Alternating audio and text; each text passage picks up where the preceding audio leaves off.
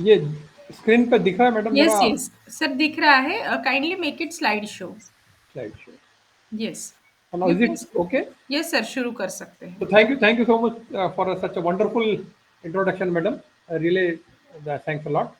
And again, happy New Year to all respected professors, seniors, teachers present over here. See, Happy New Year. Same thank to you. you, sir. As madam told, Hindi and English, we can start in our Rashtrabhasha Hindi also. So wake up call, ये there is no time to talk, it's time to act. ये बहुत serious and बहुत important and future oriented and academician student and हमारे society as a whole के लिए बहुत ज़्यादा important topic है आज का. It's not just an environment subject, it's not a subject कि कोई और कर लेगा, कोई इन्वायरमेंटलिस्ट कर लेगा. Each and every person on this earth has to realise this. तो ये वेकअप कॉल है. ये लास्ट 2-3 years 22, 23, 24 एंड जनवरी, अभी हम almost we are in first week complete हो गया हमारा जनवरी 2025 में.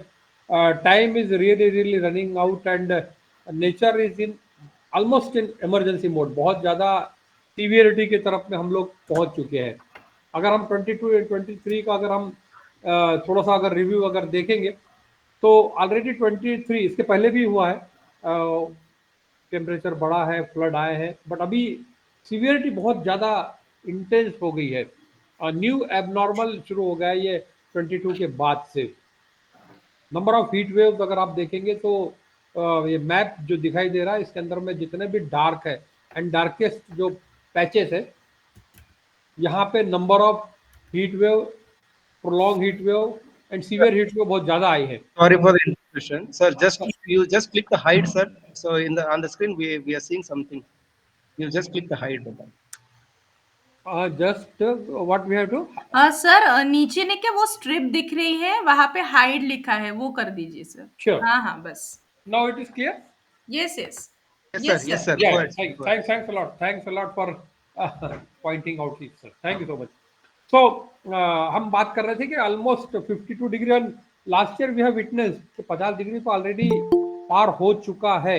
और हर साल ऐसा हो रहा है कि world meteorological organisation WMO declare करता है कि 21 was the hottest year in the history. फिर बाद में 22 आता है, फिर उसको डिक्लेयर किया जाता है कि नो नो नो 22 हॉटेस्ट है. 23 और अभी 24 के बारे में भी ऐसी हुआ है. हर साल रिकॉर्ड बनता जा रहा है. पिछला रिकॉर्ड टेम्परेचर के बारे में और बाकी चीज़ों के बारे में टूटता जा रहा है. सी लेवल अपने हाई रिकॉर्ड के ऊपर में बढ़ता जा रहा है. स्लाइस जो आइस के हैं वो ज़्यादा दर निकलते जा रहे हैं. इस बार भी भगवान ना करे but we are reaching to March and April, और अब इस बार भी आप लोग विटनेस करेंगे, नोट डाउन करिएगा, देखिएगा, ऑब्जर्व करिएगा कि इस बार का भी समर और इस बार की भी इंटेंसिटी ज़्यादा रहने वाली है. और इसके साथ साथ में राउंड द ईयर जो स्टॉर्मी अफेयर्स है हमारे वो 23-24 से बहुत ज़्यादा बढ़ गए हैं. लाइक लाइटनिंग, थंडर स्टॉर्म बहुत ज़्यादा बढ़ गए हैं.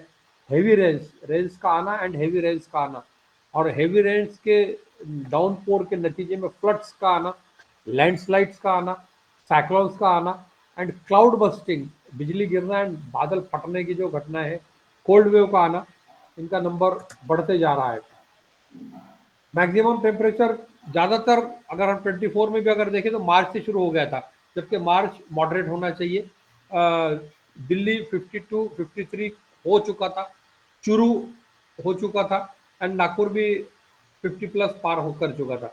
अभी टेम्परेचर के मामले में हम लोग सब कॉमन हो गए हैं. गुड़गांव भी उतना ही जा रहा है, पुणे भी करीब करीब बढ़ते जा रहा है एंड नागपुर भी जा रहा है, विदर्भ भी जा रहा है, राजस्थान भी जा रहा है. तो अभी 24 का अगर हम सीनेरियो अगर आप देखेंगे तो जो रिस्क थी वो रियलिटी में कन्वर्ट हो गई है. जो प्रेडिक्शन किया जाता था वो रियली अभी एक्चुअल में एग्जिस्टेंस में आ चुका है. डेंजरस लेवल पे हर साल जिस तरीके से 22 गया, 23 गया, अगेन 24 भी उसी सीवियर डेंजर पे चला गया, उस पॉइंट के ऊपर में चला गया. और वो जो रिकॉर्ड ब्रेकिंग टेम्परेचर है उसने लीड किया है हीट वेव को, उसने कई जगह पे ड्रॉप को और कई जगह पे वाइल्ड फायर की घटनाओं को. एक एक 15 दिन के अंदर में हजार हजार वाइल्ड फायर की घटनाएं हुई है. उन इलाके में हुई है जहाँ पे हम सोच भी नहीं सकते थे. स्टॉर्म्स बहुत ज़्यादा आए, फ्लड ज़्यादा आए, जिसके कारण थाउजेंड्स एंड थाउजेंड्स लोगों की जान तो गई है बट मिलियंस, लाखों की संख्या में शिफ्टिंग हुआ, डिस्प्लेसमेंट भी हुआ है, उनको जाना पड़ा, मजबूरन जाना पड़ा। और अभी इस 24 ईयर ने 2020-24 के कैलेंडर में 41 डेज हमको ज्यादातर हीट वेव के मिले हैं, एक्स्ट्रा मिले हैं, ऐड किए गए हैं। और अभी इस बार अगर ऐसा ही चलता रहा तो 50 दिन एडिशनल बढ़ने के चांसेस है। और ये टेम्परेचर हीट वेव के साथ साथ में बहुत ज़्यादा एक्सेस रेनफॉल, काठमांडू हो, दुबई हो, रियो हो, या और भी साउथर्न अगर पार्ट हो हमारे ग्लोबल का, तो उसके अंदर में बहुत ज़्यादा बारिश बहुत ज़्यादा आई है, जिसके नतीजे में डिवास्टेटिंग फ्लड्स, बहुत ज़्यादा हेवी हेवी फ्लड्स आए हैं। और कुछ की वर्ल्ड वेदर एट्रीब्यूशंस ने जो स्टडी किया है, वो अगर 20 अगर आए हैं तो उसमें से 19 क्लाइमेट चेंज के कारण आए हैं। वो heavy rain led due to the consequences of climate change, उसके कारण आए हैं। मेन जो 16 फ्लड है उसमें से 15 flood only due to climate change amplified हो गए हैं वो। और अगर इसी एट्रीब्यूशन को अगर हम देखेंगे तो वहाँ पे ये आप पाएंगे पूरे ग्लोबली कि ज़्यादातर जगह पे जो रेड स्पॉट आपको जो स्क्रीन पे दिखाई दे रहा है, वहाँ पे बहुत ज़्यादा सीवियर चेंजेस हुए हैं। और जहाँ पे ग्रीन दिख रहा है वहाँ पे भी सीवियर चेंज हुए, बट कंपेरेटिवली लेट हुए हैं, लीस्ट हुए हैं, कम ज़्यादा हुए। सो अब ये बढ़ते ही जा रहा है, ये जो पॉइंट्स है ये बहुत ज़्यादा बढ़ते जा रहे हैं। जहाँ पे हीट वेव बहुत ज़्यादा सीवियर है, अगर आप एशिया को देखेंगे तो रेनफॉल बहुत ज़्यादा एक्सट्रीम कंडीशन में हुआ है। उसके बाद में हेवी ड्रॉप भी हुए हैं, बहुत ज़्यादा सूखी की कंडीशन भी आई है। और टाइफून्स का आना बहुत ज़्यादा, जो सी जिनके तरफ में सी शोर बहुत ज़्यादा बड़ा लेवल पे लगा हुआ है, वो आया है। और अमेजोन के बारे में हम जिसके बारे में एक्सपेक्ट नहीं कर सकते थे, उन अमेजोन के फॉरेस्ट के अंदर में भी, अमेजोन अभी हमारे लिए खाली ऑनलाइन ऑर्डर बुक करने का प्लेटफॉर्म रह गया है नाम, बट अमेजोन एक लंग्स है पूरे अर्थ के। वो अमेजोन के जंगल के अंदर में जो सूखा आया है, वो इसके पहले कभी नहीं हुआ था, इतनी बुरी हालत कभी नहीं आई थी। हुरिकान जिस तरीके से आए हैं, हुरिकान की जो स्पीड है, हुरिकान का जो पीरियड है, वो इसके पहले जैसे था वो ऐसा कभी भी नहीं आया है। और वाइल्ड फायर की भी घटनाएं, क्योंकि वाटर लेवल जब फॉरेस्ट का नीचे चला जाता है और एक बीम लाइट की पड़ती है तेज इंटेंसिटी के साथ में, तो वाइल्ड फायर ऑकर होता है। और इंडिया में वाइल्ड फायर की घटनाएं भी बहुत ज़्यादा बढ़ती जा रही है। और अगर इसी तरीके से वाटर लेवल डिप्लेट होता गया, न्यूट्रिशन अगर नीचे जाते गए, अगर इंडिया की बात अगर हम करेंगे, तो जो हमारी कैपेसिटी थी वो कम कम होते जा रही है। नॉर्थ ईस्ट वेस्ट अगर सेंट्रल इंडिया अगर हम देखेंगे, टेम्परेचर राइज होने के कारण, क्योंकि जब नॉर्मली जब सरफेस का टेम्परेचर 50 क्रॉस हो जाता है हवा का, जिसको हम बोलते हैं कि आज बहुत ज़्यादा धूप है, बहुत ज़्यादा गर्मी है, और 40 क्रॉस हो गया, 50 क्रॉस हो गया, उस 50 क्रॉस का मतलब होता है कि लैंड का जो जमीन का जो टेम्परेचर है वो 65 एंड 70 तक के चले गया है। अगर हम वहाँ पे अगर हम रोटी रख देंगे तो पक जाएगी, या अंडा फोड़ के रख देंगे तो आमलेट बन जाएगा, ये सिचुएशन होती है। अब अगर आप कंपेरेटिवली अगर एक एक साल का अगर उसी के चक्कर में ग्राउंड लेवल वाटर नीचे चले जाता है, तो अगर आप देखेंगे वेस्ट में अगर 57% अगर ग्राउंड लेवल था तो 48 पे आ गया, और अभी 43 हो गया होगा। पूरे कंट्री की वही हालत है, डिप्लेट डिप्लेट डिप्लेट होता है। साउथ की बहुत ज़्यादा बुरी हालत है, और भी नॉर्थ में भी बहुत ज़्यादा सीवियर हालत है। हालांकि इतनी बड़ी बड़ी नदियां हैं, और ये 10 साल का अगर आप एवरेज देखेंगे तो वो भी इसके ऊपर में दिया हुआ है। ये बहुत ज़्यादा सीवियर पॉइंट है हमारे लिए, और as a educationalist, as a trainer, as a professor, lecturer, हमको ये जानना बहुत ज़्यादा ज़रूरी है, क्योंकि आने वाला भविष्य पानी के ऊपर में बहुत ज़्यादा डिपेंड है। और ये फिर हम यही चीज़ें देखेंगे, यही हमको, अभी भगवान ना करे, पर ये विटनेस करेंगे ही करेंगे हम। अभी 2 महीने हम शांत हैं, उसके बाद में 2 महीने के बाद में बहुत ज़्यादा हीट वेव, पानी नहीं है, पानी नहीं है, पानी नहीं, पीने के लिए पानी नहीं है, टैंकर का सप्लाई करना पड़ेगा, ये करना पड़ेगा, वो चलेगा। और उसके 2 महीने के बाद में ये सिचुएशन हमको दिखाई देगी।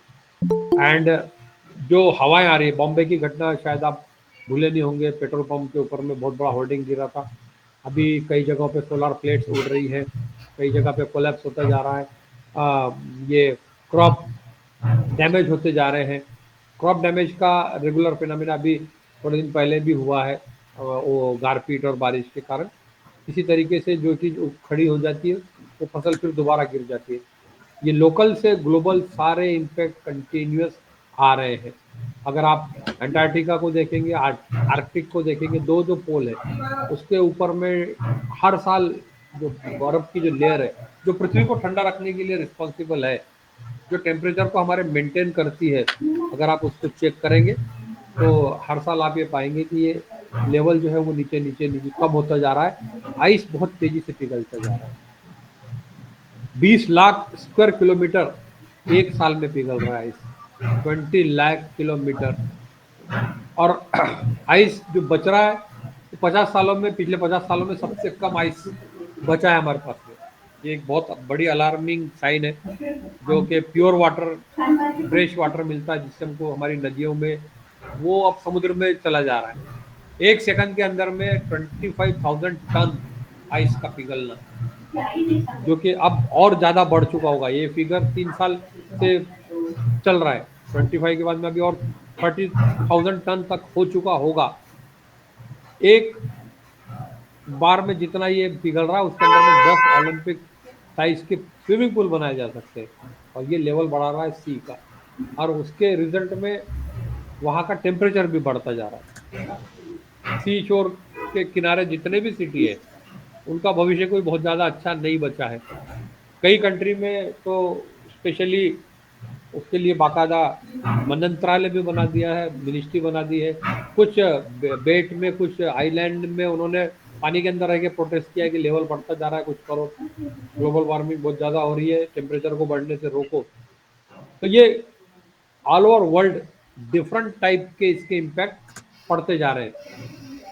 और ये क्यों हो रहा है? ये बार बार तूफान क्यों आते हैं, बार बार इस तरीके की बारिश क्यों आती है, क्यों ऐसा सिस्टम होता है? तो उसका एक सबसे जो मेजर कारण है वो 80% सी लेवल जो है, वाटर लेवल है, वो भी अंडर हीट वेव आ गया है। उसके कारण, उस हीट वेव के कारण जो उठने वाले जो हवाएं थी, जो पानी था, वो डायरेक्शन चेंज होता जा रहा है। क्योंकि एक नेचर का फिनोमिना है कि जो गर्म टेम्परेचर होता है हवा का, वो हवा ऊपर चली जाती है और उसको रिप्लेस करता है नीचे ठंडा टेम्परेचर वाला, और उसी में एयर का मूवमेंट होता है और उसी के साथ में बादल इधर से उधर ट्रांसफर किए जाते हैं। ये फिनोमिना है। बट सारा का सारा अगर सी शोर अगर वो गर्म हो जाएगा और उसका अगर भाप अगर ऊपर निकलेगी, उसका वेपर्स अगर ऊपर निकलेंगे, तो पूरा कंफ्यूज है वो। आप देखेंगे मेरे स्क्रीन पे कि वेव जो है, ये हवाएं जो है वो सब कंफ्यूज है। और इसी के चक्कर में ऑल ऑफ सडन कहीं पे भी बारिश हो जाती है, इसी के चक्कर में ऑल ऑफ सडन कहीं पे भी तूफान आना चालू हो जाता है। उसकी वार्निंग हमको सैटेलाइट से मिल जाती है कि 3 दिनों के बाद में किनारे पे धड़कने वाला है, वो धड़कने वाला है, वो आने वाला है, वो हिट करने वाला है। बट एक पहले जो सिस्टम था वो अब चेंज हो गया है, और इसी के चक्कर में सीजन हमारे बदल रहे हैं। मेन रीजन ये है जो आपके स्क्रीन पे, जहाँ पे जिस समय पे बारिश होती थी, जिस समय पे जहाँ पे आइस फॉल होता था, जहाँ पे जिस समय पे सूखा पड़ता था, टेम्परेचर बढ़ता था, वहाँ उल्टा हो रहा है। अभी हमने विटनेस किया है, अप्रैल के अंदर में पिछली बार बारिश आई थी दिल्ली में और ठंडा हो गया था टेम्परेचर, और अभी दिसंबर में गर्मी हो रही थी, नवंबर दिसंबर में। तो इस तरीके की चेंजेस आ रहे हैं, और इन सब का जो निगेटिव इम्पैक्ट है, जो गलत परिणाम है, वो सारे क्रिएचर्स के ऊपर में पड़ रहा है, जिनका कोई दोष नहीं है। कोरल लीचिंग हो रही है, ब्रीडिंग ग्राउंड इन होते जा रहे हैं, और प्लास्टिक पॉल्यूशन जो हमारी तरफ से बढ़ाया जा रहा है वो भी इनके लिए थ्रेट बनता जा रहा है। 24 जो बड़ी मछलियां थी उसके अंदर में से सिर्फ 3 बची है। 19 बड़े फिश का ऑलमोस्ट एक्सटिंक्ट हो चुके हैं, नामशेष हो चुके हैं वो लोग। तो ये फिनोमिना हमारे लिए, क्रीचर्स के लिए, प्लांट्स के लिए, बायोडाइवर्सिटी के लिए, सभी के लिए घातक बनता है। और ये हम जब तक पूछते हैं, जब तक ये बात करते हैं, तब तक ये कोई नया तूफान हमारे लिए खड़ा हो जाता। अभी कुछ दिनों में फिर हम एक नया नाम सोचेंगे, कुछ दिनों में फिर एक नया तूफान आएगा, और फिर उसके कारण फिर again number of life and number of displacement जो है वो बढ़ता रहेगा। यहाँ पे एक बहुत इंपॉर्टेंट बात हम इंडियंस के लिए समझना बहुत ज़्यादा जरूरी है। ये जो हिमालय जिसको हम हमारा प्रहरी, हमारा रक्षक और हमारा मानते हैं, उस हिमालय में जो एक लंबा बेल्ट है आइस का, वो भी बहुत तेजी से पिघल रहा है। हिंदू कुश पूरा का पूरा इलाका कहलाता है। हेलो मैडम, एक माइक बंद Subhash sir, कीजिए। हो Subhash sir. सर, मी म्यूट केलं त्यांना. Please continue. ये तो ये जो है, ये पूरा का पूरा हिमालय हम सोचते हैं कि भारत के लिए गंगा जमुना यहाँ से निकलती है, बट इसके साथ में कई सारे कंट्री इसके ऊपर में डिपेंडेंट है। ये पल्स है प्लैनेट की, और ये वाटर टैंक है पूरे पृथ्वी का, जहाँ पे पृथ्वी की मोर देन 1/5 पॉपुलेशन, 20% से ज़्यादा पॉपुलेशन यहाँ रहती है, क्योंकि इसी हिमालय से निकलने वाली जितनी भी नदियाँ हैं, ये ना सिर्फ भारत के ज़रूरतों को पूरा कर रही है, बल्कि इस पे पाकिस्तान भी डिपेंडेंट है, अफगानिस्तान भी डिपेंडेंट है, बांग्लादेश इस पे डिपेंडेंट है, नेपाल इसके ऊपर डिपेंडेंट है, बर्मा इसके ऊपर में डिपेंडेंट है। और ये जितने भी मैंने नाम लिया हूँ, ये सारे के सारे डेंसली पॉपुलेटेड एरिया है, और ये सारे के सारे गरीब देश है। ये वर्ल्ड के मैक्सिमम पुअर इस इलाके में रहते हैं। और इंडिया का भी जो नॉर्थ का जो पोर्शन है वो भी डेंसली पॉपुलेटेड है, और उसके अंदर में भी इकोनॉमिकली वीक स्टेट है ज़्यादातर।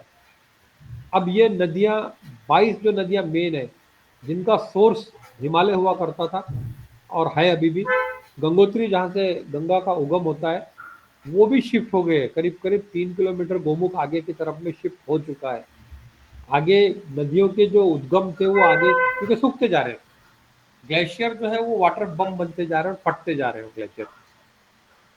और अभी होगा ये कि इसी तेजी से अगर पूरे ग्लेशियर, हजारों ग्लेशियर है, वो अगर ग्लेशियर इस तरीके से अगर पिघलना चालू हो गए, तो नदियों में बाढ़ आती रहेगी, पानी निकलता रहेगा, और आने वाले समय में बहुत ही जल्द, भगवान न करे, मतलब सूखा आएगा।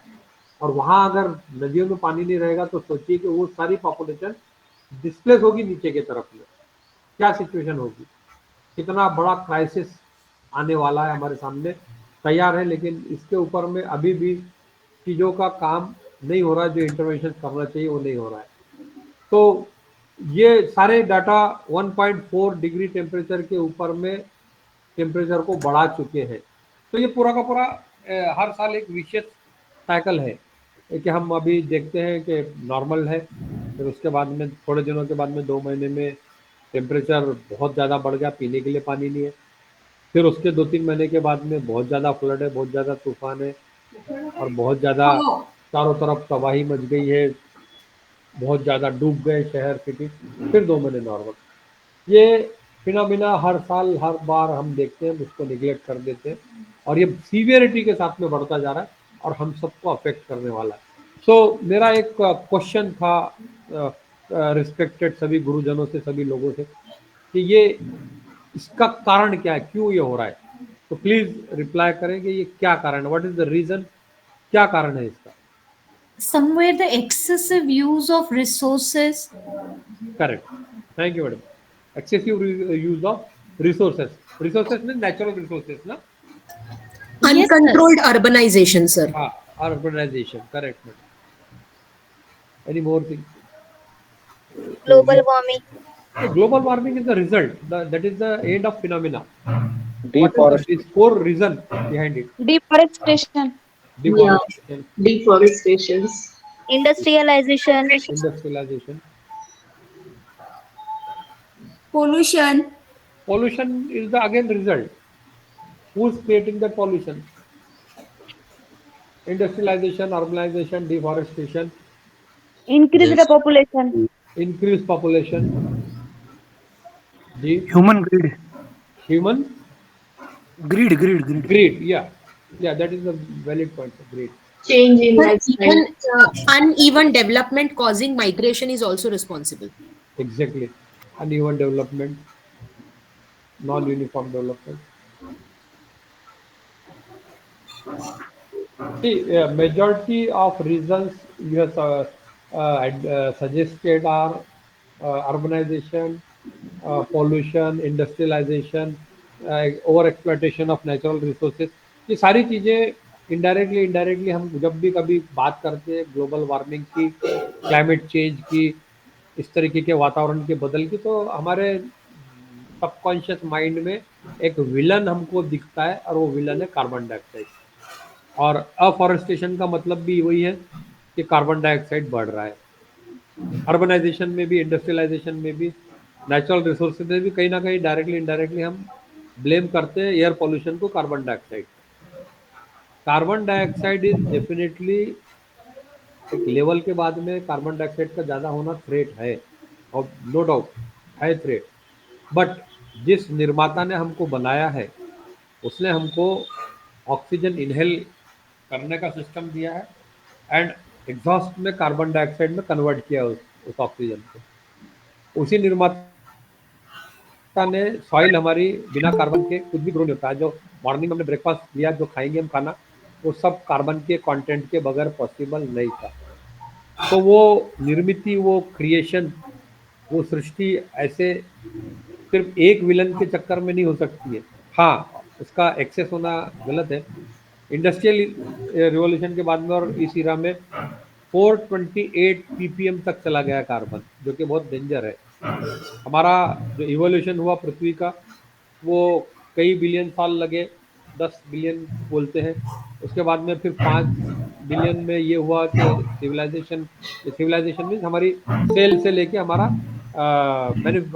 मेकिंग हुआ, इवोल्यूशन हुआ हमारा। उसके बाद में जब हमने खाना पकाना और जानवरों को शिकार वगैरह करना शुरू किया ह्यूमन बीइंग ने, तो इंडस्ट्रियलाइजेशन तक के उन 5-6 हज़ार 6-7 हज़ार साल में कार्बन न्यूट्रल था पूरा का पूरा। पिछले सिर्फ 250 साल में जब हमने इंडस्ट्री को अडॉप्ट किया, इन 250 साल में हमने पूरा का पूरा खत्म कर दिया है। आज हम डूबने की कगार पे आ गए सिर्फ 250 ईयर में। लाखों साल का बना बनाया सिस्टम, हजारों साल की हमारी उत्पत्ति, इवोल्यूशन और यहाँ तक पहुँचना, वो सारी की सारी चीज़ों के बावजूद भी सिर्फ 200-250 साल में हमने पूरा सिस्टम कोलैप्स कर दिया। कार्बन तो पहले भी हम एग्जॉस्ट करते थे, इसके चक्कर में हुआ है। बट ये जो कुछ भी हो रहा है, इसको अगर एनालिसिस अगर आप करेंगे तो ये ग्रीन हाउस गैस इफेक्ट के कारण ये सारी चीज़ें हो रही है।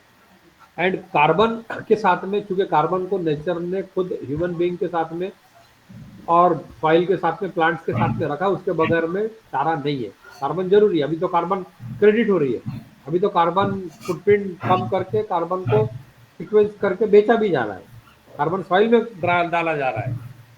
तो कार्बन इज इम्पॉर्टेंट। इसीलिए कार्बन का ग्लोबल वार्मिंग गैस इफेक्ट जो है, GHG इफेक्ट है, वो सिर्फ 1 टाइम रखा है। अगर एक टाइम पे 1 लीटर अगर कार्बन डाइऑक्साइड है तो उसका निगेटिव इम्पैक्ट सिर्फ 1 टाइम है। लेकिन बाकी जो गलतियां हमारे से हो रही है, बिगेस्ट कॉज जो है ग्लोबल वार्मिंग का, वो हमारी ह्यूमन इंड्यूस इमिशन है, हमारी उत्पत्तियां, हमारी खुद की, हमारी, जिसके अंदर में कार्बन डाइऑक्साइड भी हम कर रहे हैं, वो 1 टाइम कर ही रहा है। नाइट्रस ऑक्साइड हम बना रहे हैं, जो कि कार्बन डाइऑक्साइड से ज़्यादा डेंजर है, मीथेन ज़्यादा डेंजर है। CFC, chlorofluorocarbon and water vapour. जो खाना खाया जा रहा है हमारे, और जो खाना फेंका जा रहा है, जो किचन वेस्ट है, खाना पकने से पहले जो चीज़ बनती है दैट इज किचन वेस्ट। खाना बनने के बाद में जो चीज़ फेंकी जाती है that is food waste. Kitchen waste and food waste का अगर नागपुर सिटी आप ले लो, 1250 मेट्रिक टन यहाँ पे कचरा निकलता है इन अ डे, सिंगल डे। बाकी सिटीज में और ज़्यादा बुरे हाल है। 1250 मेट्रिक टन में से 60% जो होता है वो ऑलमोस्ट बायोडिग्रेडेबल है, जिसको डिग्रेड किया जा सकता है। बट उसी के अंदर में फूड वेस्ट है जिसको बायोडिग्रेडेबल नहीं किया जा रहा है। किचन वेस्ट है, उसी में ग्रे लीव्स है, ग्रीन लीव्स है, और ये सारे के सारे लैंडफिल में जाके सड़ते हैं और मीथेन और पॉइजनस गैसेस क्रिएट होते हैं। और ये मीथेन और वो पॉइजनस गैसेस का कार्बन फुटप्रिंट जो है, ग्लोबल वार्मिंग गैस इफेक्ट जो है, वो 47 times dangerous than carbon dioxide. तो अगर मैं खाना फेंक के सड़ाता हूँ तो मैं 47 टाइम्स डेंजर कार्बन डाइऑक्साइड के इक्विवेलेंट गैस तैयार करता हूँ। उसके बाद में जो केमिकल फर्टिलाइजर, पेस्टिसाइड हम लोग जो यूज़ कर रहे हैं, और बाकी व्हीकल्स के अंदर में जो एमिशन निकल रहा है, नाइट्रस ऑक्साइड और उससे रिलेटेड उसके इक्विवेलेंट जितने भी और जो गैसेस हैं, वो तो 250-250 टाइम्स तक के डेंजर है। लीटर कार्बन से 1 litre nitrous oxide and related अगर रखेंगे आप, तो 250 time dangerous than 1 litre carbon dioxide. और तीसरा, जो वेस्टर्नाइजेशन और बाकी जो कल्चर हमने अडॉप्ट किया है, उसमें से जो CFCs जो निकल रही है, हमारे फ्रिज में से CFCs निकल रही है, बहुत सारी चीज़ें बनाने में जो हमारी चीज़ें नहीं है, चॉकलेट्स हमारा नहीं है, बहुत सारी फॉरेन की चीज़ें हमारी नहीं है, बट हम उसका मैन्युफैक्चरिंग, उसका लॉजिस्टिक, उसका डिस्प्ले, उनके लिए बड़े बड़े मॉल, बड़े बड़े शोरूम और बाकी की चीज़ें, उनका सप्लाई चेन, इसके अंदर में बहुत ज़्यादा CFC प्रोड्यूस हो रहा है, निकल रहा है। And 1 litre CFC is equivalent to 12,000 litre of carbon dioxide. 12,000 गुना ज़्यादा डेंजर है। वाटर वेपर भी हम क्रिएट करते जा रहे हैं। तो ये सारी चीज़ें ज़्यादा इफेक्ट कर रही है। इंडस्ट्री तो कर ही रही है, नो डाउट, वो हम आगे भी देखेंगे। व्हीकल्स भी कर रहे हैं, नो डाउट, वो भी है। बट मेरी जो लाइफस्टाइल है, जो हमारी जो एक भारतीय संस्कृति थी, एक हमारा जो बैठ के खाने वाला काम था, जिसमें खाना वेस्ट नहीं होता था, वो सब हमने भूल गए, सब चेंज कर दिया। अभी बफे सिस्टम है, उसके अंदर में खाना खड़े रह के खाना फेंक देना है, जितना लेना ले लो, बाकी बच गया फेंक दो। या वैसे भी बहुत ज़्यादा हर चीज़ को हम मांगते हैं और बाद में फेंक देते हैं, या एक्यूमुलेट करते हैं एंड उसको बाद में लैंडफिल के अंदर में डाल देते हैं। हमने ओपन डेफिकेशन जो था, बाहर जाके जो लोग खुले के अंदर में जो टॉयलेट्स करते थे, वो हमने बंद करने की कोशिश किया, लेकिन खुले के अंदर में कचरा सड़ने के हमारे लैंडफिल बढ़ते जा रहे हैं, वो बंद नहीं हो रहा है, वो बढ़ते जा रहा है। ये सारी पॉइजनस गैसेस ग्लोबल वार्मिंग को इफेक्ट कर रही है। ये जो मैंने अभी आपको बताया, फैशन है, हॉस्पिटलिटी है, डिस्ट्रक्टिव डेवलपमेंट है, ज़्यादातर डेवलपमेंट कंस्ट्रक्टिव डेवलपमेंट नहीं है। माइग्रेशन है, अर्बन की तरफ में आने की जो होड़ है, बिना किसी कारण के, बिना किसी डायरेक्शन के अर्बन की तरफ में जो हम आ रहे हैं, वो एक बहुत ज़्यादा बड़ा प्रॉब्लम है। और बनाते जा रहे हैं हम, अर्बन हीट टैंक बनाते जा रहे हैं। मिथेन, जैसे कि मैंने आपको बताया, NO2 और फॉसिल फ्यूल के अंदर में, केमिकल फर्टिलाइजर में, एंड CFCs। और ये इस तरीके के सीन बढ़ते जा रहे हैं, हीप के हीप बढ़ते जा रहे हैं। कोई ऐसा सिटी नहीं बचा है, बड़ा महानगर हो या Tier 2 हो, Tier 1 हो, Tier 3 हो, Tier 4 हो, ढेर के ढेर है।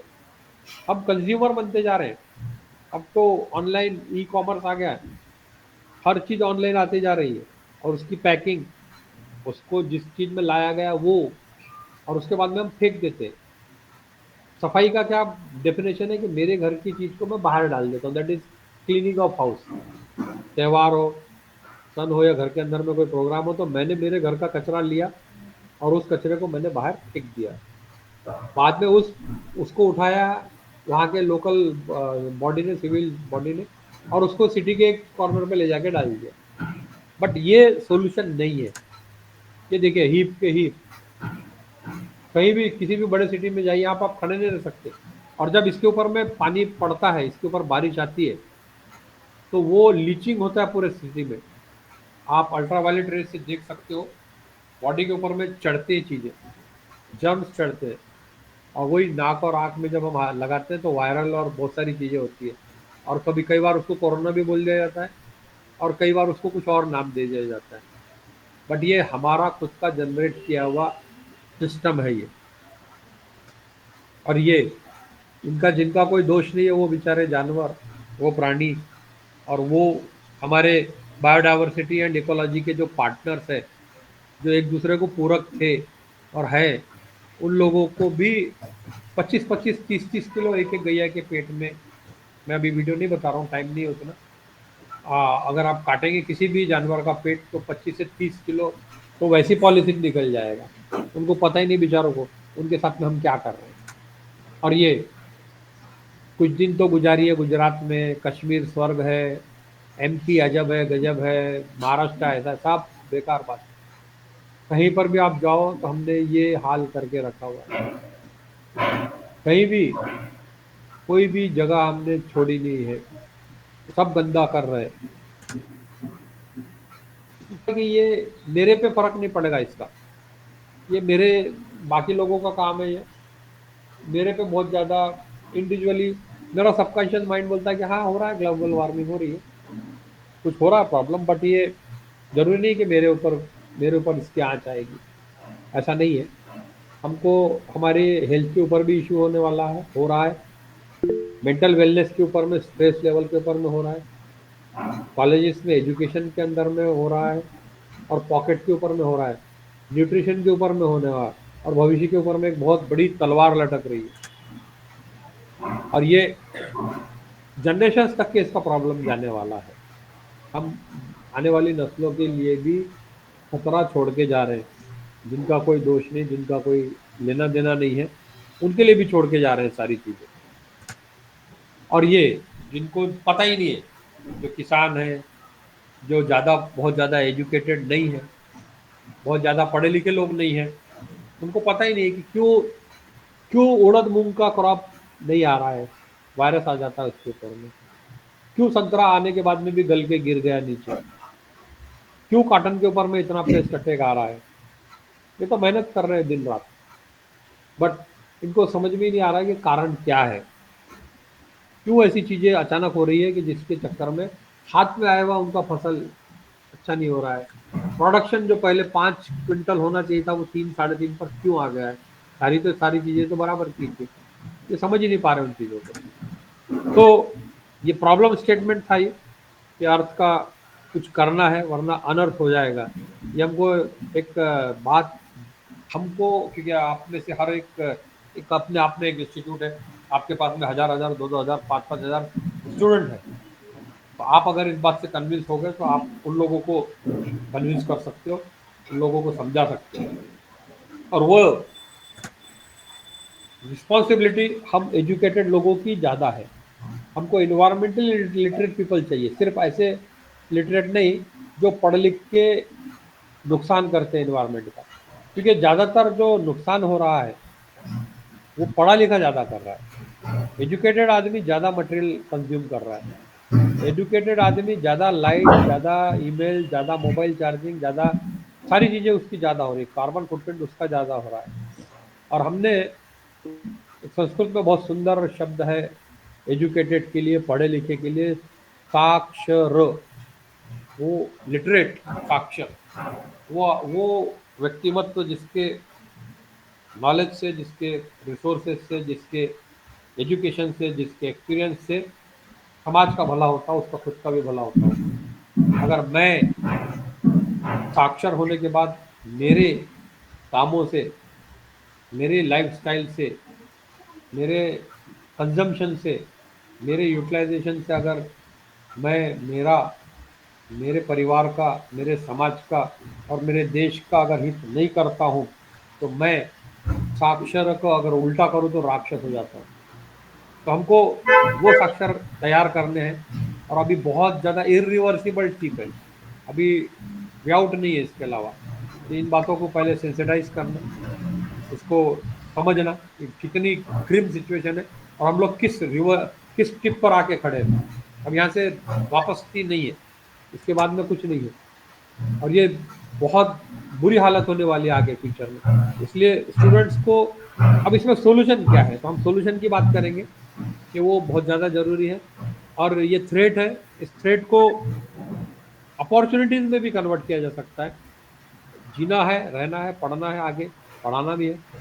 सिचुएशन और बुरी होने वाली है, अच्छी नहीं होने वाली है, बट उसको कोप अप कैसे किया जाए, कैसे क्या किया जा सकता है।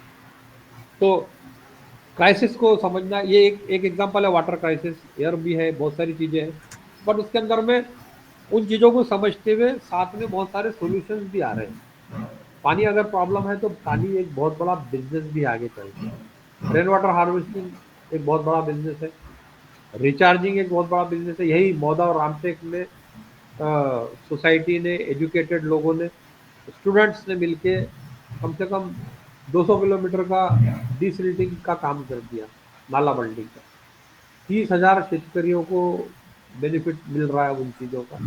इंडिया बुक ऑफ रिकॉर्ड में वो बात आ गई है, प्रेसिडेंट अवार्ड मिला है उस प्रोजेक्ट को, ऐसे प्रोजेक्ट को। अब वो वाटर को कर सकते हैं convert, butter graduate, civil engineer, ये सारे लोग कर सकते हैं इस काम को। इशू जितने भी हैं, थ्रेड जितने भी हैं, उनके अंदर में बहुत बड़ा बड़ा बिजनेस है। एनर्जी, ग्राउंड वाटर अगर है तो उसको दोबारा हमको रिचार्ज करना ही पड़ेगा। हमारे भी कुछ सेंटर है यहाँ पे जहाँ पे 700-800 फुट पानी है, बट उस 700-800 फुट का आप 300 फुट पे आ गया है। 2 साल तक 3 साल तक आप देख सकते हैं माउंटगरी एक प्लेस है जहाँ पे पूरे बेल्ट में पानी नहीं है, बट उतना एरिया आपको ओएसिस दिखाई देगा और वाटर लेवल ऊपर आके आकर दिखाई देगा।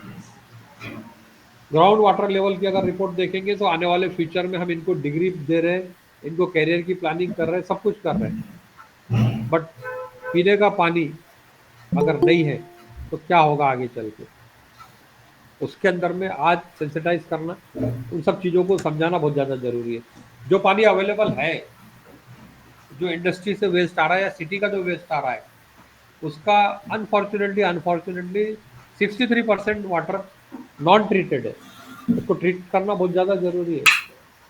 आज 73 mld अगर पानी निकलता है तो 32 mld का ही उसके अंदर में वो हो रहा है, ट्रीटमेंट करके उसको प्यूरिफाई किया जा रहा है। बहुत कम जगह है, नागपुर में एक बहुत अच्छा 135 mld का SMS ग्रुप ने बना के रखा है। देखना आज आने वाला फ्यूचर ये है, इन चीज़ों का है, ये हमको जानना बहुत ज़्यादा ज़रूरी है, ये समझना बहुत ज़्यादा ज़रूरी है। इन एन एवरेज जो हमारा एक आदमी का जो वाटर फुटप्रिंट है वो 5,500 लीटर है पर डे, अगर एवरेज में देखा जाए तो सारी चीज़ों को मिला के। कई जगह पे बहुत ज़्यादा, कई जगह पे कम है, बट उसको एवरेज करेंगे तो 5,500 लीटर है। लेकिन फिर 2030 तक, 2035, 40, 50 तक पानी तो कम कम होते जा रहा है, पॉपुलेशन तो बढ़ने वाली है, खाने के हाथ बहुत ज़्यादा लोगों को खाने की ज़रूरत पड़ने वाली है और एग्रीकल्चर को बहुत ज़्यादा फ्रेश वाटर की ज़्यादा ज़रूरत पड़ने वाली है। तो माइक्रो इरिगेशन है, ड्रिप इरिगेशन है, रेन वाटर हार्वेस्टिंग है, वाटर प्यूरिफिकेशन है, वाटर स्टोरेज है, शेत तड़े है, और भी सारी चीज़ें हैं, क्योंकि रूरल हमारे साथ में जुड़ा हुआ है। इन सब चीज़ों को समझना, सेंसिटाइज करना और उससे रिलेटेड कोर्सेज और उससे रिलेटेड बिजनेसेस नॉलेज, उससे रिलेटेड स्टार्टअप को डेवलप करना बहुत ज़्यादा ज़रूरी है। 1 ग्राम अगर राइस है तो 4,500 लीटर पानी यूज होने के बाद 1 किलोग्राम राइस होता है, तो हमको क्रॉप पैटर्न के अंदर में भी चेंज करना पड़ेगा, उसका यूटिलाइजेशन भी चेंज करना पड़ेगा। जिस समय हमारे बच्चे प्लेट में खाना छोड़ देते हैं या हम लोग शादी में छोड़ देते हैं प्लेट में, उस समय सोचना चाहिए कि 1 किलोग्राम बनाने के लिए 4,500 लीटर पानी लगा था, कम से कम यूज होना चाहिए, कम से कम कंजम्पशन होना चाहिए। कॉटन का अगर एक पेयर अगर हम बनाते हैं जीन्स पैंट का, तो उसके अंदर में भी 7,000 लीटर पानी लगता है। हर एक ड्रॉप पानी का काउंट होना चाहिए और इसके अंदर में आने वाला फ्यूचर इसी के ऊपर डिपेंड है, बिजनेसेस का, सिटीज का, और इन सब का। सब जानना बहुत ज़्यादा जरूरी है, वाटर पॉजिटिव करना बहुत ज़्यादा जरूरी है। और इसमें बहुत सारी योजनाएं हैं, जल शक्ति अभियान है, अटल भूजल योजना है, अमृत सरोवर मिशन है, इसमें हमारे ग्रेजुएट काम कर सकते हैं। इसके अंदर CSR इनिशिएटिव है, इन सब रिलेटेड 12,260 करोड़ रुपया खर्चा किया है 2 साल पहले CSR में, कारपोरेट में, जिसके अंदर में मेजर फोकस इन चीज़ों पे किया है। हमारा BA हो, BCom हो, BSc हो, MSc हो, B.Pharm हो, MTech हो, सारे लोग इस चीज़ का फायदा ले सकते हैं, प्रोवाइडेड कि हम इन सब चीज़ों को समझें, सोल्यूशंस इसके अंदर में दे सकते हैं। प्रिसीजन इरिगेशन हाईटेक अभी हो गया, एक यहाँ बैठ के मोबाइल से आप सारी चीज़ें ऑपरेट कर सकते हैं। न्यूट्रिशन मोबाइल से बैठ के डिसाइड किया जा सकता है। तो कुछ चीज़ें हैं ये जो अगर और भी बाद में कभी समय मिलता है तो हम इसके ऊपर चर्चा कर सकते हैं। हम लोग E4S पे काम करते हैं, energy, environment, economy, entrepreneurship and society, और उसी पे हमको जाना चाहिए। एनर्जी अगर ग्लोबल वार्मिंग तैयार करता है, अगर हमारा थर्मल पावर स्टेशन, तो सोलार बेस्ड एग्जांपल है। 6.5 किलोवाट पर स्क्वायर पर मीटर का हमारा यहाँ पे रेडिएशन है। One of the best solar city है नागपुर, सराउंडिंग का एरिया। और भी अब तो जिस तरीके से टेम्परेचर बढ़ रहा है, सोलार के अंदर में एक एक सिटी में 600 करोड़ का बिजनेस है, बहुत अच्छे तरीके से कर सकते हैं। असेंबलिंग ही करना है। इन्वायरमेंट में बहुत ज़्यादा कंसर्न आ गए हैं अभी, इन्वायरमेंट में एयर क्वालिटी के अंदर में बहुत ज़्यादा काम करने की ज़रूरत है, हो रहा है काम, उसी से बिजनेस जनरेट होगा, उसी में एंटरप्रेन्योरशिप होगी। एक अच्छा एक इकोसिस्टम बनता जा रहा है। 1 लाख स्टार्टअप डीपीट के ऊपर में रजिस्टर हुए हैं हमारे पिछले साल। भारत 5वें नंबर से तीसरे नंबर पर आ गया स्टार्टअप इकोसिस्टम में। प्राइम मिनिस्टर सीड फंड योजना है या फिर department of science and technology की हो या फिर कारपोरेट की हो या निधि आईआर हो, इन सब में बाकायदा उनको इंक्यूबेशन में और उनको सारा का सारा सपोर्ट मिल रहा है। हमने खुद I am Nagpur foundation for entrepreneurship development है, इनफेड है, इसके अंदर में हमने खुद 50 स्टार्टअप को फंडिंग किया और बहुत अच्छा काम कर रहे हैं। 4,000 के ऊपर में लोगों को रोजगार दिया है, 350 करोड़ की फंडिंग जनरेट की है, और इन्हीं इश्यूज के ऊपर में ज़्यादातर agriculture, rural and environment related चीज़ें। हर घर के अंदर में, बंगलों के अंदर में ग्रे वाटर को कन्वर्ट करना जरूरी है। गार्डनिंग के अंदर में ड्रिप इरिगेशन बहुत ज़्यादा जरूरी है, नल से धार लगा के छोड़ने की ज़्यादा जरूरत नहीं है। इसके अंदर में भी एक बहुत बड़ा बिजनेस है इस चीज़ के अंदर। जो पैटर्न हमारे खेतियों में चल रहे हैं अभी, ऑरेंज प्रॉब्लम में लोगों को, फार्मर्स को लग रहा है कॉटन जैसा था वैसा ऑरेंज का भी इशू आ रहा है, बट ऑरेंज छोड़ देना, ऑरेंज क्रॉप को निकाल देना, ये सॉल्यूशन नहीं है, बल्कि उसके अंदर में हाईटेक इसराइल के जितने भी सिस्टम है, ड्रिप इरिगेशन है, क्लाइमेट स्मार्ट एग्रीकल्चर है, वो प्रैक्टिसेस है। ये जो स्क्रीन पे आपके दिखाई दे रहा है, ये मैंने लॉन्च किया था इंडिया में, कंपनी नेटाफेम वर्ल्ड लीडर है इसराइल की, जो कि आप आज के ज़माने में इलेक्ट्रिकल कंडक्टिविटी, पीएच सब मॉनिटर कर सकते हैं। अगर 20 एकड़ का 25 एकड़ का प्लॉट है तो यहाँ से सेट किया जा सकता है कि कहाँ पे fertiliser application with irrigation, that is fertigation, वो कितना देना है, कहाँ पे क्या करना है, वो पूरा का पूरा मॉनिटरिंग यहाँ से हो सकती है। सोलर वाइल और वाल्व और पूरे सारी चीज़ें करती है। सेंटर हमारा जहाँ पे 700 फुट से मैंने बताया कि 150 फुट के ऊपर में पानी, 200 फुट के ऊपर में, 300 फुट के ऊपर में पानी आ चुका है, ये है। और ये अगर हम नहीं करते तो फिर शादी ब्याह में हम अभी अब ये पानी पिएंगे, ये पता नहीं कहाँ का होता है, किस जगह का होता है, और इसी के कारण वाटर बॉर्न डिसीजेस होते हैं। तो सॉइल का भी इसी तरीके से है, मैंने एक सब्जेक्ट बताया। एनर्जी का भी उसी तरीके से है। सोलार के अंदर में बहुत ज़्यादा बिजनेसेस है, बहुत ज़्यादा स्कोप है, आने वाला फ्यूचर उसके बगैर नहीं है। आज हर घर के ऊपर में ज़रूरत हो गई है सोलार की, और घर की नहीं, उसके कितने कितने और यूटिलाइजेशन हो सकते हैं सोलार के, हर चीज़ में वो काम में आ सकते हैं।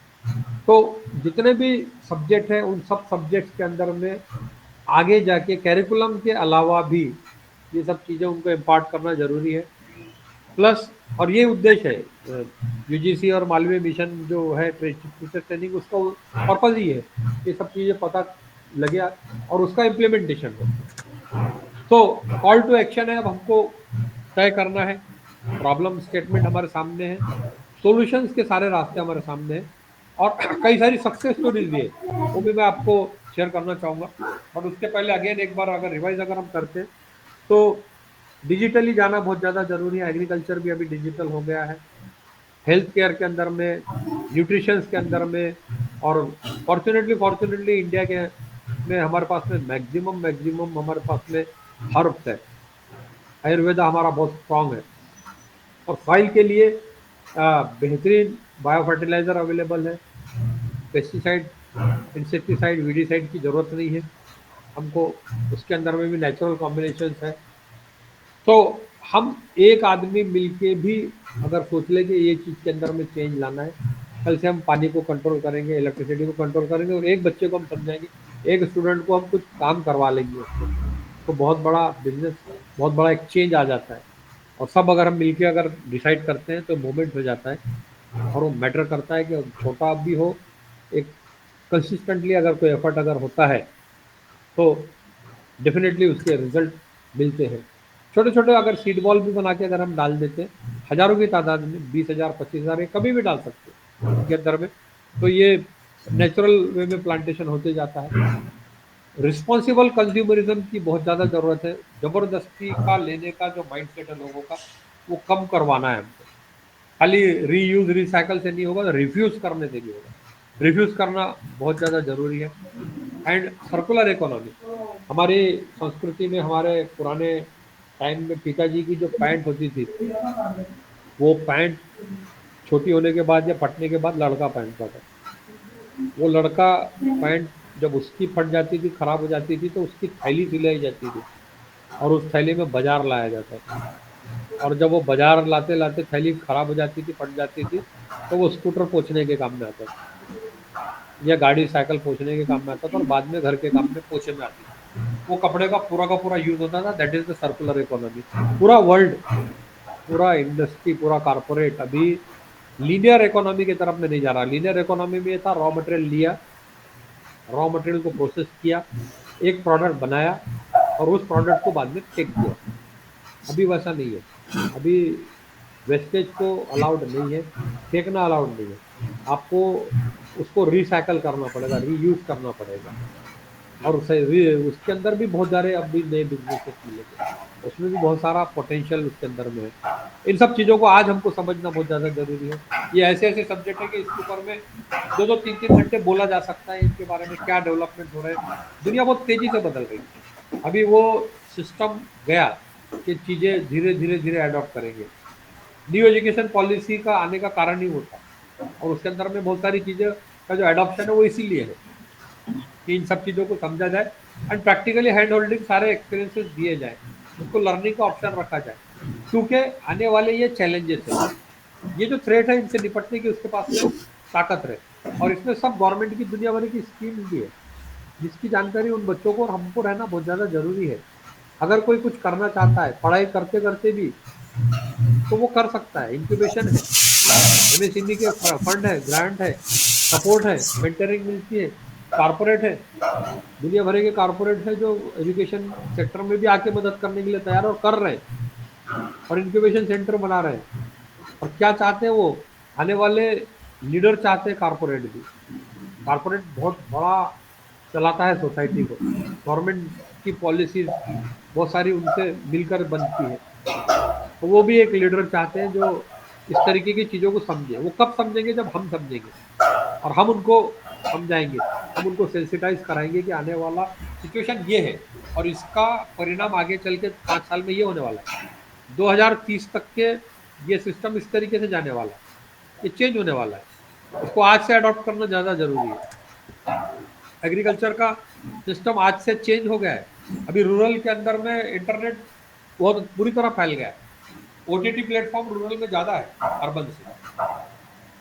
यूज़र हमारे पास में बहुत ज़्यादा है। अभी एस्पिरेशन बढ़ गया है, उसको पता चल गया है, हर चीज़ ऑनलाइन लेना चाहता है। इनकम भी है, ऐसा नहीं है कि एकदम गरीबी है। उन सब चीज़ों को आज स्मेल करना, और ऑनलाइन सारी चीज़ें ऑनलाइन होती जा रही है।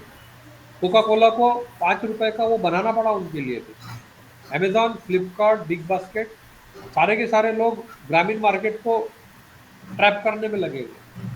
पैनिक इंडिया का एक लिमिट है, लेकिन भारत बहुत बड़ा है, बहुत बड़ा मार्केट है, बहुत बड़ी पॉपुलेशन है, बहुत बड़ा आने वाला भविष्य और फ्यूचर है उसके अंदर में। और आपको आश्चर्य होगा कि अमेजॉन एंड फ्लिपकार्ट के बीच में रूरल मार्केट को ट्रैप करने का, सुप्रीमेसी अटेंड करने का कंपटीशन लगा हुआ है। 6 लाख विलेजेस है, बड़े बड़े टाउन है जो अवेयर हो गए, सबको मालूम हो गया है, जहाँ पे थैंक्स टू गवर्नमेंट की पॉलिसी, जहाँ पे बहुत ज़्यादा पैसा भी इन्वेस्ट किया जा रहा है, इंफ्रास्ट्रक्चर में बेस्ड है। डिजिटल कनेक्टिविटी बढ़ गई। Digital means physical and digital. World की किसी भी कंट्री में 6 लाख किलोमीटर के रोड नहीं बने, हमारे यहाँ बने। 45 किलोमीटर एक दिन में बन रहा है। 250 रेलवे स्टेशन बन गए, समृद्धि जैसे और बड़े बड़े फ्लाईओवर रोड बन गए हैं। कनेक्टिविटी बढ़ गई है, डिजिटल कनेक्टिविटी बढ़ गई है। लोग बोलते हैं वर्ल्ड में सबसे ज़्यादा पॉपुलेशन इंडिया की है, बट वर्ल्ड में सबसे ज़्यादा ऑनलाइन पेमेंट का ट्रांजैक्शन भी इंडिया में ही है। न्यूयॉर्क में और अमेरिका में भी नहीं है उतना जितना इंडिया के अंदर में। और एक बहुत बड़ा मार्केट एमर्ज होकर आ रहा है। इन सब चीज़ों को आज समझना, और climate change and global warming के पर्सपेक्टिव में उन चीज़ों को देना कि जो उसको भी कम कर सके, और हमारे बेरोजगारी का जो मुद्दा है उसको भी सॉल्व कर सके। तो बहुत सारी चीज़ें हैं। मैं अगर आपके जैसे कुछ शेयर कर दूँ सक्सेस स्टोरी, जैसे हमारे गांव के बच्चे हैं, 300 महिलाओं को रोजगार दे रहे हैं, कचरे से सारी चीज़ें बना रही है। जो कचरा वेस्ट होके लोग जला देते हैं, उसको जलाने की कोई ज़रूरत नहीं है, उसको बाकायदा लगदा बन रहा है, पेपर बन रहा है, एंड उस पेपर से बहुत सुंदर सुंदर आर्टिकल्स बन रहे हैं, राखी बन रही। कम से कम एक कभी 98,000 करीब करीब 1 लाख राखी बेची है ऑनलाइन, कागज की राखी है। और इसकी ये पटाखे में बारूद नहीं है, इनमें बीज है। ये बीज अगर आप जमीन में डालेंगे तो पेड़ निकलेगा। ये यूनिक पटाखे अभी सिप्ला कंपनी ने 25,000 बक्से का ऑर्डर दिया था, और ये कहीं बहुत ज़्यादा दूर नहीं, सावनेर में ही है। आप लोग चाहे तो विजिट कर सकते हैं, देख सकते हैं सारी चीज़ें। उसी के बाद में ये मिठाई जो देख रहे हैं आप, स्क्रीन क्लियर है ना, मेरा दिखाई दे रहा है ना? Yes, sir. हाँ, तो ये मिठाई जो है ये अगेन ये एग्रीकल्चर वेस्ट का लगता है पेपर है, जिसके अंदर बीज इनकॉर्पोरेटेड है। इसको जमीन में गाड़ना है। हमारे यहाँ पे एक एक ब्रांड 3-4 लाख किलो मिठाई बेचता है। 3 लाख किलो मिठाई के लिए 21 लाख लीटर दूध लगता है। हमारे पास में दूध का प्रोडक्शन ही नहीं है, मिठाई बंद कैसे रही है। पूरे नागपुर में 18 लाख लीटर दूध पर डे लगता है, हमारा प्रोडक्शन सिर्फ 3.5 लाख लीटर है। बाकी का आनंदपुर, सातारा, सांगली, जबलपुर कहाँ से ट्रैवल होता है।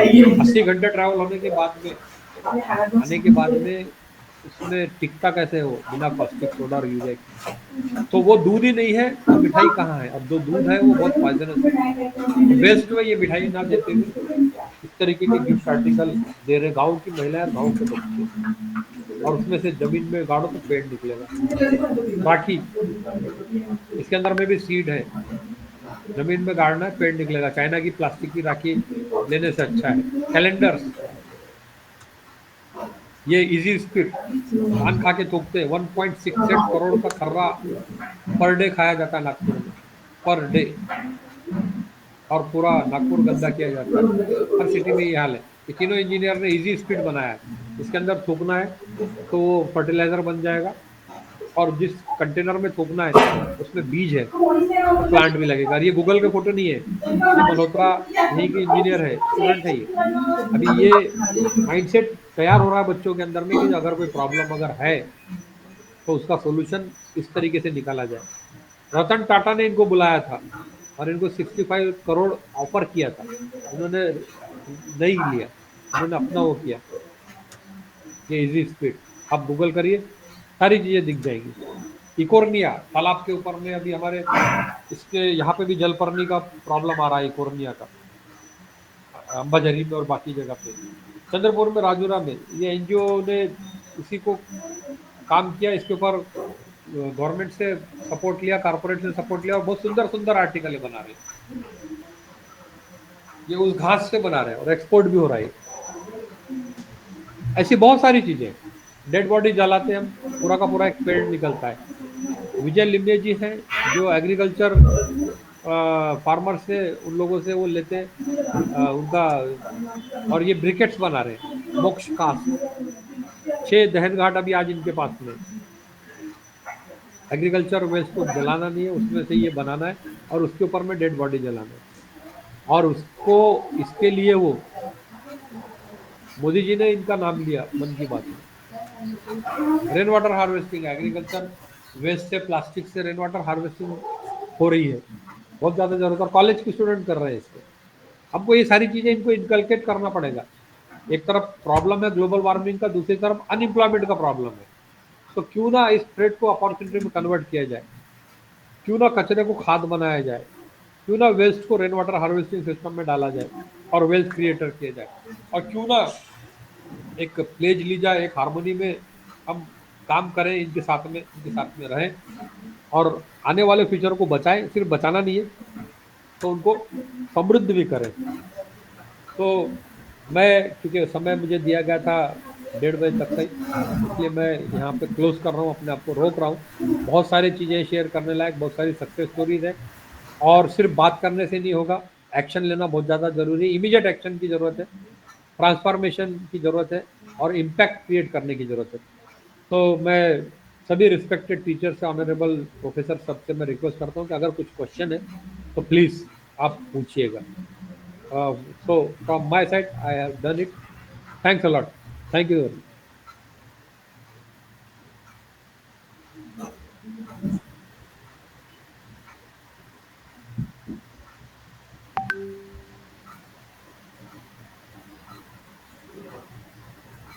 Hello. Sir. Nice presentation, sir.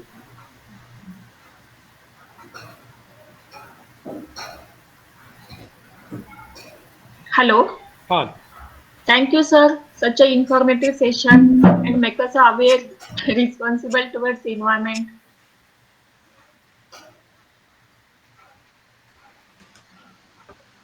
अजून कोणाला काही प्रश्न आहेत? किसी को कुछ पूछना है?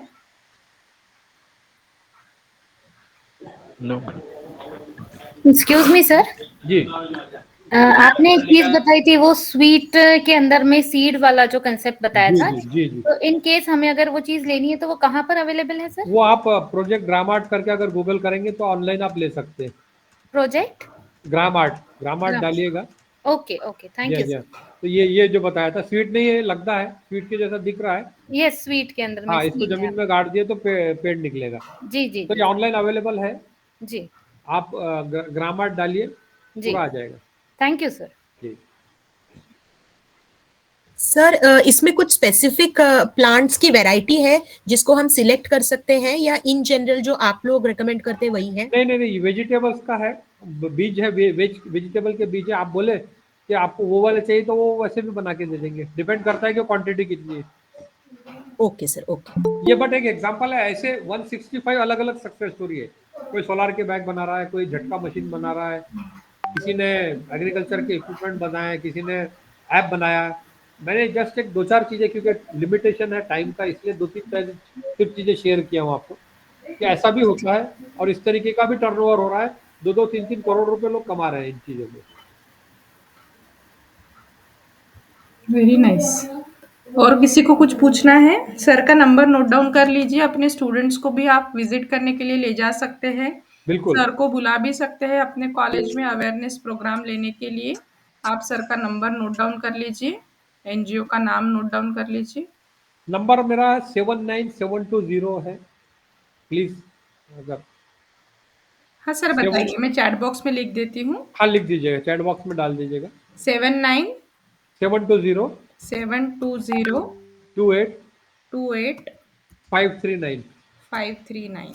यस। जी, और अगर गूगल करेंगे तनवीर मिर्जा नागपुर तो वो डिटेल्स आ जाती है। Yes sir. चलिए, if there are no questions, हम वाइंड अप करते हैं सेशन को। यहाँ पे सर कुछ दिखा रहे हैं ग्लिम्सेस, वो देख लीजिए। बस वही है, एक प्लेज लेना है और हमको आगे बढ़ना है। Yes sir, let's pledge to build a world where we live in harmony with nature. Okay, yes sir. Sir रुकते हैं यहाँ पे। Thank you so much. Yes, sir. I Thanks a extend lot for my the thanks. opportunity given, madam. Yes, sir. Thank you so much, sir, once again from all the participants and from MMTTC Nagpur for giving your valuable time, sir, and for such an eye-opening session for all the participants. Wonderful session, sir. Thank you so much, sir. Good day, sir. Thank you. thank you, sir. Thank you everyone. आज के sessions यहीं पे खत्म होते हैं, हम यहाँ पे रुकते हैं। कल हमारा रेगुलर शेड्यूल, एक मिनट, लेट मी कंप्लीट। कल अपना रेगुलर शेड्यूल रहेगा 10:30 बजे से, बट एक्स्ट्रा थर्ड सेशन रहेगा अपना 2 से 3:30 बजे तक। तो कल आप लोग 12 बजे के ब्रेक में थोड़ा सा रिफ्रेशमेंट ब्रेक ले लीजिएगा, लंच वगैरह जो भी करना है, क्योंकि हम कंप्लीट करेंगे 3:30 बजे। आज जो मैंने पहले मूडल साइट से रिलेटेड एक गूगल फॉर्म भेजा था ना, उसमें कुछ एरर आया है, तो मैंने सेकंड टाइम और एक लिंक भेजी है, बट उस लिंक में आपको सिर्फ मूडल साइट का नाम लिख के भेजना है, यूजर नेम और पासवर्ड लिख के नहीं भेजेंगे। इसलिए शायद वो कुछ प्राइवेसी एरर आ रहा है, आप लोग पासवर्ड डाल रहे हैं इसलिए। तो सिर्फ साइट का नाम लिख के भेजिएगा। और बाकी तो पहले जी। रिपोर्ट सबमिशन करना है, ये सेकंड सेशन का, वो एज यूजुअल रहेगा। अमोद सर पूछिए, क्या पूछना है? मैम, जो शेड्यूल दिया था उसमें जो रिसोर्स पर्सन की जो टॉपिक है वो अलग है, और जो सेशन लिया गया उसके हाँ, topic तो अलग कोई है। बात नहीं, जो सेशन लिया है ना उस टॉपिक के ऊपर आप रिपोर्ट सबमिट करना। Okay okay, thank you madam. ठीक है। हेलो, हम आज एक ही रिपोर्ट सबमिट करना है ना, जो आज सेकंड एक ही सेशन का है। रिपोर्ट सबमिट करना है और मूडल साइट का नाम अलग इसमें शेयर करना है। Yes, Keshav sir. ma'am, already we have submitted Moodle Sir, one website. second, kindly submit in the given new form. Okay, fine. Keshav sir. Hello. Madam site का नाम बोले तो जो लिंक हमने जनरेट हुआ है, जो हाँ नाम से हाँ, वही वही, link that is the paste name of करना the है ना? site. ओके something.genomio.com आपने बनाया होगा ना, वो नाम भेजना है। राइट हाँ राइट जी। ओके हाँ हेलो मैम, एक्चुअली जो आपने भेजा है कि उस पर राइट कॉर्नर पे जो दिया है, बट ऐसे कुछ था नहीं वहाँ पे जिससे ये करने का, तो मैं बाद में करके देखती हूँ। हाँ ठीक और है, कल करके देखिए, कुछ क्वेरी आती तो फोन पे पूछिए। ओके, एक्चुअली साइट तो हाँ साइट तो क्रिएट हो गई, बट एक्चुअली एक ही प्रॉब्लम रहा है, वो बॉक्स नहीं जा रहा है।